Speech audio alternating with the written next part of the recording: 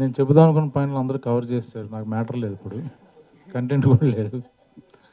మంచి కంటెంట్ ఉన్న సినిమా చేసాం కాబట్టి పెద్దగా దాని గురించి ఎక్కువ మాట్లాడక్కర్లే. ఎందుకంటే టీజర్ రిలీజ్ అయింది, సాంగ్స్ రిలీజ్ అయినాయి, పోస్టర్లు రిలీజ్ అయినాయి. ఒక ఏంటి రెడీ ఓకే. సో ఒక అందరం ఒక మంచి ప్రయత్నం చేసాం కష్టపడి. మీకు అందరికి నచ్చుద్ది అనుకుంటున్నాను. ఒక్కోసారి అదృష్టం ఎలా ఉంటుందంటే నాకు టైం చాలా బాగుంది అనుకుంటున్నాను. సడన్గా రానా గారు అన్ఎక్స్పెక్టెడ్గా పటక్కన ఆయన పైన ఉండడం, నేను కిందకి తీసుకురావడం, కొంచెం పబ్లిసిటీ బాగుంటుందని నాకు అనిపించింది. చాలా మనస్ఫూర్తిగా రానా గారికి థ్యాంక్స్ చెప్పుకుంటున్నాను.